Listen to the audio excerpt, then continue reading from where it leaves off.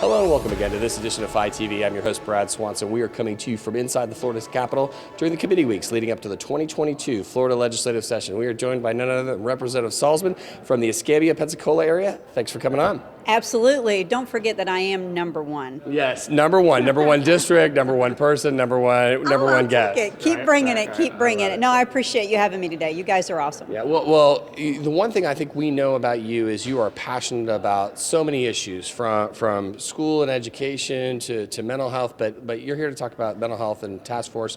What are you doing? What's going on in that world? Well, thank you. I appreciate you asking. So the Mental Health Task Force is something that I formed about 6 months ago in Pensacola. Healthcare has been a new passion of mine. I did a lot in healthcare in Pensacola just with kids and just in the advocacy in the schools. So as we transitioned into legislature, I said, I want to do healthcare stuff. I want to learn. It's a big part of the budget.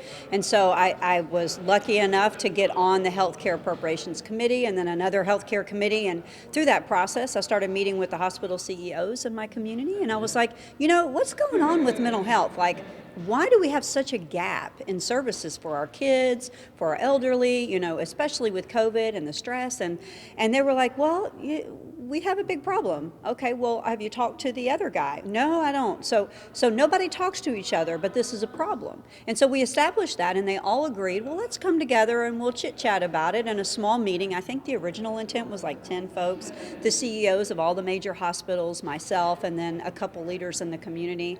And what started out with about 10 people is now a panel of 55. We have the wardens of the prisons, we have the hospital CEOs, the superintendent of schools, Department of Education, Department of Children and Families, Health Department, you name it, ACA, all of them are all engaged now. And basically, the concept was to have a collaborative conversation on mental health and how do we fill the gaps without trying to throw money into a problem.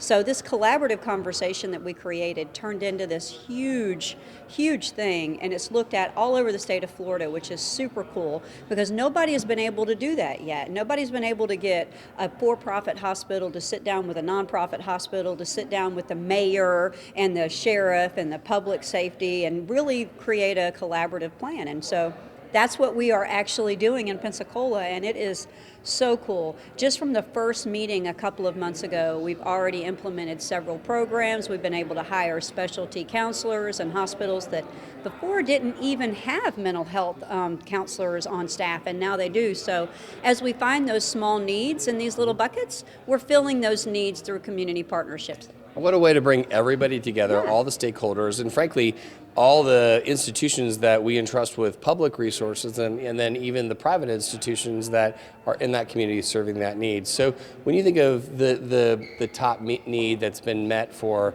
maybe an age group, the kids or elderly, what's one of the problems that you see and that is moving towards being either solved or helped even more? Absolutely. Well, collaboration has been the number one thing that we've been lacking in leadership from a 30,000 point view. But locally, when you just dive down into the root cause, it's access to care. Yeah. And access to care can be defined as many things, but for our situation, we're looking at it as how does someone that has a mental health need get the care or services they need. And so finding those gaps and finding a way to connect those resources. United Way has been a huge partner in that with the 211 initiative. We're actually going to start doing mental health through the 211 phone number so that we have all carers taken care of in one phone call. But it's access to care, not being able to get a therapist that will see you, whether you have insurance, don't have insurance, or you're on state insurance. None of that should matter. We should be able to fill that void. But my goal as a state legislator is to be able to get the community engaged, get solutions in place that actually save the state money. We might need to put money into little silos here and there, move some stuff around, but I think once we collaborate those efforts, I think we'll find that we have a huge savings of not just money, but other resources. What a great example of leadership in your community. Any legislation possibly coming out of this that you're seeing?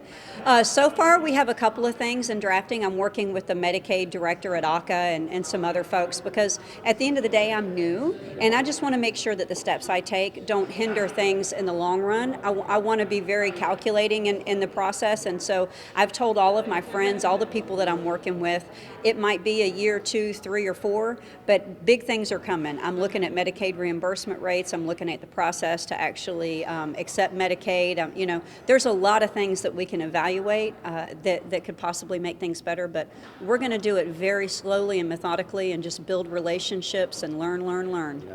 Big problems require big leadership. Representative Salzman, thanks for coming on and sharing with us what you're doing in the world of mental health in your area. Thank you very much. Thank you. I appreciate it. We look forward to having you on soon. Thank you. Thanks. That's all the time we have for this episode of Fight TV. For more great interviews like this one, make sure you hit us up on our social media feed. And for now, thanks for tuning in.